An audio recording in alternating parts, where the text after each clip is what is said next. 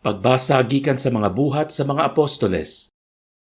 Ug gigamit nila ang ilang panahon pagpamati sa mga gitudlo sa mga apostoles, sa inigsuon nga pagpakig-uban kanila ug sa pagpakig-ambitay sa pagpangaon ug sa mga pag-ampo. Daghang mga milagro ug mga buhat nga katingalahan nahimo pinaagi sa mga apostoles, ug tungod niini ang tanan giabot og katingala ug kahadlok. Ang tanang mga magtotoo nagpadayon sa inigsuon nga panag-uban ug ang kabtangan sa matag usa kanila gipanag-iya nilang tanan. Ug ipamaligya nila ang ilang mga katigayunan ug ang halin ilang giapod-apod ngadto sa tanan sumala sa gikinahanglan sa usag-usa. Nagpadayon sila pagtigom kada adlaw didto sa templo ug nakiusa sila pagpangaon uban sa masadya ug mapaubsanong kasing-kasing didto sa ilang mga puloy-anan. Gidayeg nila ang Dios ug gikahimut-an sila sa katawhan. Ug sa matag adlaw gidugangan sa Ginoo ang ilang pundok ug mga tawo nga nangaluwas. Pagbasa gikan sa unang sulat ni San Pedro.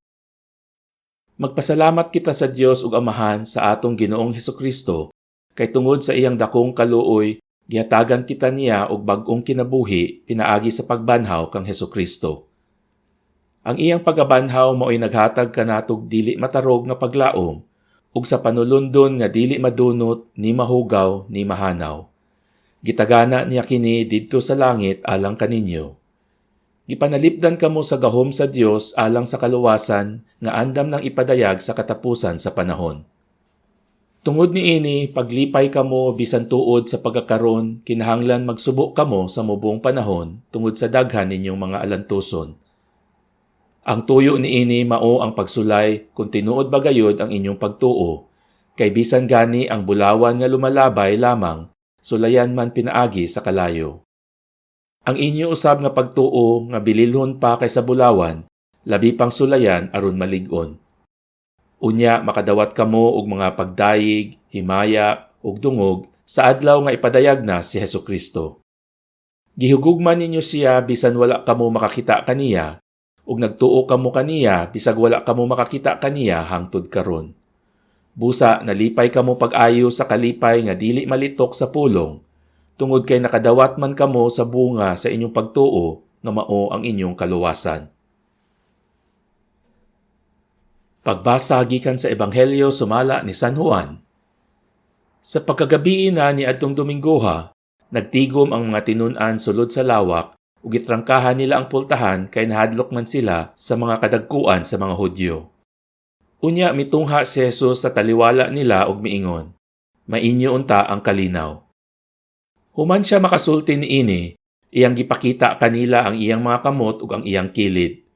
Nalipay pag-ayo ang mga tinun-an sa ilang pagkakita sa Ginoo. Unya si Jesus miingon kanila pag-usab, "Mainyo unta ang kalinaw. Ingon nga gipadala ako sa Amahan, ako usab nagpadala kaninyo." Gisulti niya kini ug unya gihuypan niya sila og giingnan, "Dawatan ninyo ang Espiritu Santo. Kung pasayloon ninyo ang mga sala sa mga tawo, gipasaylo kini.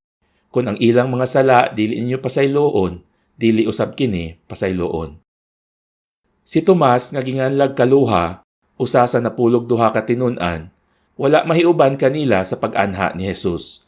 Busa gisuginlan siya sa ubang mga tinun-an, "Nakita namo ang Ginoo." Si Tomas miingon kanila, "Gawas kon makita ko og ikatapion ang akong tudlo sa inagian sa mga lansang diha sa iyang kamot, ug mahikap ko ang samad sa iyang kilid, dili ako mutuo." Human mulabay ang usa ka semana, nagtigom na usab ang mga tinun-an sulod sa lawak ug nahiuban na kanila si Tomas. Gitrangkahan ang mga pultahan, apan mitungha si Jesus ug mibarog sa taliwala nila ug miingon, "Mainyo unta ang kalinaw." Unya miingon siya kang Tomas, "Tan-awa ang akong kamot ug hikapa kini. Hikapa usab ang samad sa akong kilid. Tuo ug ayaw na pagduha-duha." Si Tomas miingon kaniya, "Ginoo ko ug Dios ko." Unya miingon si Jesus kaniya, "Mituo ka ba tungod kay nakakita ka kanako? Bulahan kadtong mutuo bisan wala makakita kanako." Ug daghan pang mga milagro nga gibuhat ni Jesus sinaksihan sa iyang mga tinun-an nga wala mahisulat niining basahona. Apan gisulat kini aron kamo mutuo nga si Jesus mao ang Mesiyas, ang anak sa Dios, ug pinaagi sa maong pagtuo makabaton kamo og kinabuhi diha sa iyang ngalan.